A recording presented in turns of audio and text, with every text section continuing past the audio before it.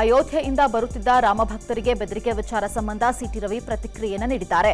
ಬೆಂಗಳೂರಿನಲ್ಲಿ ಮಾತನಾಡಿದ ಅವರು, ಗೋಧ್ರಾ ಮಾದರಿಯಲ್ಲಿ ಸುಟ್ಟಾಕೋದಾಗಿ ಬೆದರಿಕೆ ಹಾಕಿದ ಆರೋಪಿಗಳನ್ನು ರಾಮಭಕ್ತರು ಪೊಲೀಸರಿಗೆ ಒಪ್ಪಿಸಿದ್ರು. ಆದರೆ ಆರೋಪಿ ತಪ್ಪಿಸಿಕೊಂಡು ಹೋಗಲು ಅವಕಾಶ ನೀಡಿದ್ದಾರೆ. ಇದರ ಹಿಂದೆ ಪಿತೂರಿ ಆಗಿರುವ ಸಾಧ್ಯತೆ ಕೂಡ ಇದೆ ಎಂದು ಕಿಡಿಕಾರಿದರು. ಬಜರಂಗ ದಳದ ಕಾರ್ಯಕರ್ತರ ಮೇಲೆ ಗೂಂಡಾ ಕಾಯ್ದೆ ಹಾಕಿಸಿದ್ದೆ ಎಂಬ ಆರ್ ಅಶೋಕ್ ಹೇಳಿಕೆಯನ್ನ ಶ್ರೀರಾಮ ಸೇನೆ ಖಂಡಿಸಿದೆ. ಉಡುಪಿಯಲ್ಲಿ ಮಾತನಾಡಿದ ಶ್ರೀರಾಮ ಸೇನೆಯ ಮುಖ್ಯಸ್ಥ ಮುತಾಲಿಕ್, ವಿಪಕ್ಷ ನಾಯಕ ಸ್ಥಾನಕ್ಕೆ ಆರ್ ಅಶೋಕ್ ನಾಲಾಯಕ್, ಹೀಗಾಗಿ ಅವರನ್ನ ವಿಪಕ್ಷ ನಾಯಕ ಸ್ಥಾನದಿಂದ ತೆಗೆದು ಹಾಕಬೇಕು. ಮಂಡ್ಯದಲ್ಲಿ ಬಿಜೆಪಿ ಒಂದು ಸ್ಥಾನ ಗೆಲ್ಲದಿದ್ರೂ ಅಶೋಕ್ ಕಾರಣ ಅಂತ ಆರೋಪವನ್ನ ಮಾಡಿದ್ರು.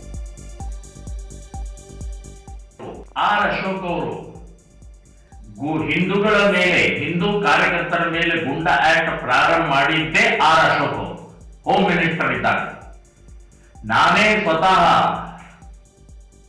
ಅವ್ರಿಗೆ ಹೇಳಿದ್ದೆ, ಕಾಂಗ್ರೆಸ್ನವರು ಹಿಂದೂ ಕಾರ್ಯಕರ್ತರ ಮೇಲೆ ಗುಂಡಾ ಆಕ್ಟ್ ಹಾಕಿಲ್ಲ, ಇದೊಂದು ಹೊಸ ಪ್ರತೀತಿ ಪ್ರಾರಂಭ ಮಾಡಬೇಡಿ ಅಂತ ಹೇಳಿದ್ರೂ ಕೂಡ ಅವರು ನಮ್ಮ ಹಿಂದೂ ಕಾರ್ಯಕರ್ತರ ಮೇಲೆ, ಬೆಳಗಾವಿಯ ಹಿಂದೂ ಕಾರ್ಯಕರ್ತರ ಮೇಲೆ ಗುಂಡಾ ಆಕ್ಟ್ ಹಾಕಿಲ್ಲ.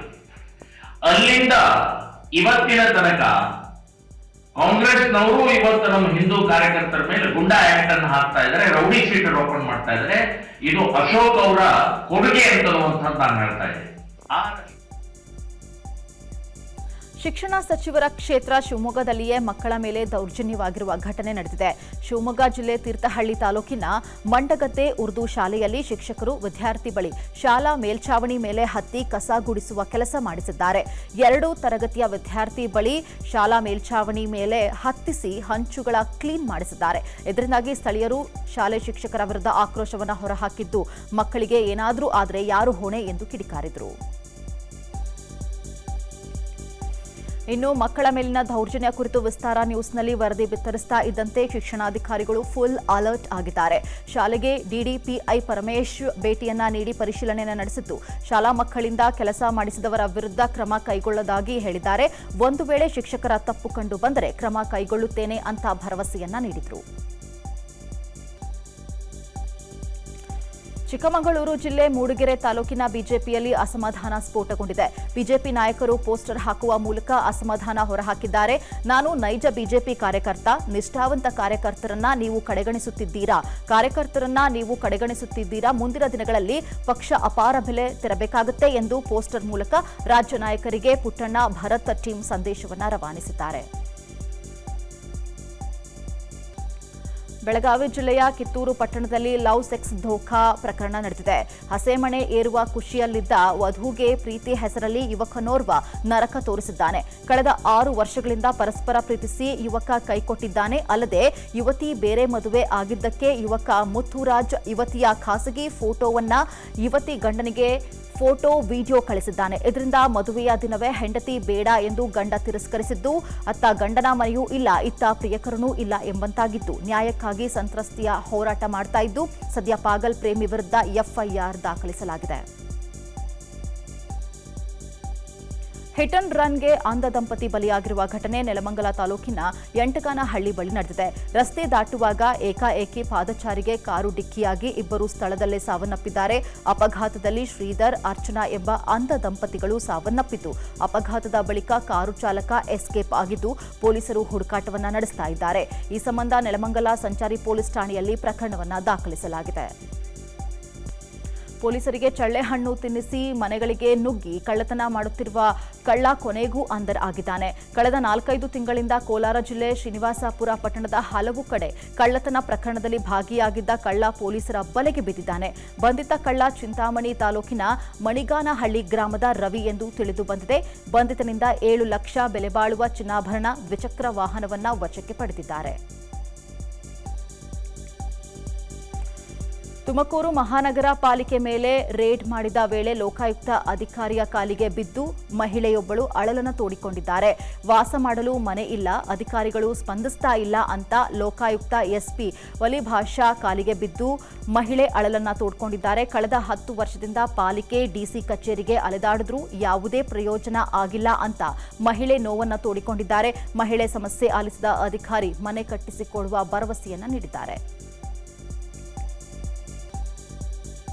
ಹಣ ದುಪ್ಪಟ್ಟು ಮಾಡಿಕೊಡುವುದಾಗಿ ನಂಬಿಸಿ ಲಕ್ಷಾಂತರ ರೂಪಾಯಿ ವಂಚಿಸಿದ ಆರೋಪಿಯನ್ನ ಮಂಡ್ಯದ ಬೆಳಕವಾಡಿ ಠಾಣೆ ಪೊಲೀಸರು ಬಂಧಿಸಿದ್ದಾರೆ. ಆಂಧ್ರಪ್ರದೇಶದ ಮೂಲದ ಸೂರ್ಯನನ್ನ ಪೊಲೀಸರು ಬಂಧಿಸಿದ್ದಾರೆ.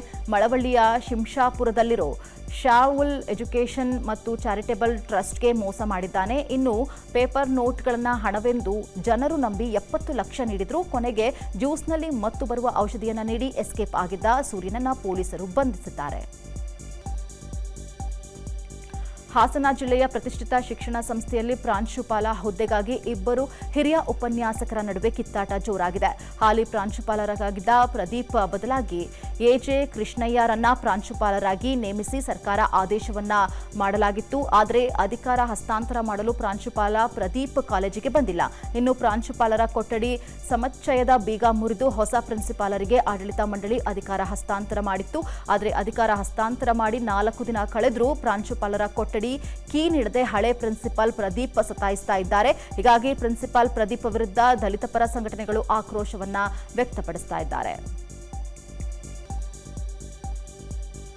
ಸರ್ಕಾರಿ ಶಾಲೆಯ ಸಮೀಪ ಬಾರ್ ತೆರೆಯಲು ಅನುಮತಿ ನೀಡಬಾರದು ಎಂದು ಕನ್ನಡಪರ ಸಂಘಟನೆಗಳು ತೀವ್ರ ವಿರೋಧ ವ್ಯಕ್ತಪಡಿಸ್ತಾ ಇದ್ದಾರೆ. ಚಿಕ್ಕಬಳ್ಳಾಪುರ ಜಿಲ್ಲೆಯ ಬಾಗೇಪಲ್ಲಿ ತಾಲೂಕಿನ ಬಿಳ್ಳೂರು ಸರ್ಕಾರಿ ಶಾಲೆಯ ಸಮೀಪ ನಿಯಮ ಉಲ್ಲಂಘಿಸಿ ಬಾರ್ ತೆರೆಯಲು ಸಿದ್ಧತೆ ನಡೆದಿದೆ. ಇದರಿಂದ ಶಾಲಾ ಮಕ್ಕಳ ಮೇಲೆ ಕೆಟ್ಟ ಪರಿಣಾಮ ಬೀರಲಿದೆ. ಹೀಗಾಗಿ ಬಾರ್ ತೆರೆಯಬಾರದು ಅಂತ ಸ್ಥಳೀಯ ಕನ್ನಡಪರ ಸಂಘಟನೆಗಳು ತೀವ್ರ ಆಕ್ರೋಶವನ್ನ ವ್ಯಕ್ತಪಡಿಸುತ್ತಿವೆ.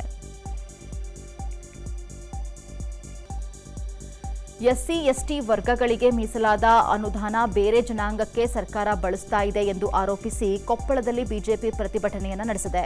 ನಗರದ ಬಸವೇಶ್ವರ ವೃತ್ತದಲ್ಲಿ ಜಿಲ್ಲಾ ಬಿಜೆಪಿ ಘಟಕ ಪ್ರತಿಭಟನೆಯನ್ನ ಮಾಡಿ ಆಕ್ರೋಶವನ್ನ ವ್ಯಕ್ತಪಡಿಸಿದೆ. ಸರ್ಕಾರ ದಲಿತರ ಅನುದಾನ ಕಿತ್ಕೊಂಡಿದೆ, ದಲಿತರಿಗೆ ಯಾವಾಗ ಅನುದಾನ ನೀಡುತ್ತೀರಿ ಎಂಬ ಫಲಕ ಹಿಡಿದು ಪ್ರತಿಭಟನೆಯನ್ನ ನಡೆಸ್ತಾ ಇದ್ದಾರೆ. ಫ್ರೀ ಬಸ್ ಯೋಜನೆಯಿಂದಾಗಿ ರಾಯಚೂರಿನಲ್ಲಿ ಅವಾಂತರ ಸೃಷ್ಟಿಯಾಗಿದೆ. ಮನೆಯಲ್ಲಿ ಹಳದೆ ರಾಯಚೂರು ಜಿಲ್ಲೆ ಲಿಂಗಸೂರು ತಾಲೂಕು ಯರಗುಂಟಿ ಗ್ರಾಮದ 4 ಅಪ್ರಾಪ್ತ ಬಾಲಕಿಯರು ತಿಂತಡಿ ಮೌನೇಶ್ವರ ಜಾತ್ರೆಗೆ ಹೋಗಿದ್ರು. ಅದೇ ರಾತ್ರಿ ಆದರೂ ಕೂಡ ಬಾಲಕಿಯರು ಮನೆಗೆ ಬಾರದಿದ್ದಕ್ಕೆ ಪೋಷಕರು ಪೊಲೀಸರಿಗೆ ದೂರನ್ನು ನೀಡಿದ್ದಾರೆ. ಪೊಲೀಸರು ವಿಶೇಷ ತಂಡವನ್ನು ರಚಿಸಿ ಸುತ್ತಮುತ್ತಲ ಜಾತ್ರೆಯಲ್ಲಿ ಬಾಲಕಿಯರಿಗೆ ಹುಡುಕಾಟವನ್ನು ನಡೆಸಿದ್ದು, ದೇವಸ್ಥಾನದ ಬಳಿ ವಿಶ್ರಾಂತಿ ಮಾಡುವಾಗ 4 ಬಾಲಕಿಯರು ಪತ್ತೆಯಾಗಿದ್ದಾರೆ. ಬಾಲಕಿಯರನ್ನ ಠಾಣೆಗೆ ಕರೆತಂದು ಬಳಿಕ ಪೋಷಕರಿಗೆ ಒಪ್ಪಿಸಲಾಗಿದೆ. ಇದಾಗಿತ್ತು ಈ ಕ್ಷಣದ ಡೀಟೇಲ್. ಅನುಕ್ಷಣದ ಸುದ್ದಿಗಳಿಗಾಗಿ ನೋಡ್ತಾ ಇರಿ ವಿಸ್ತಾರ ನ್ಯೂಸ್. ಇದು ನಿಖರ ಜನಪರ.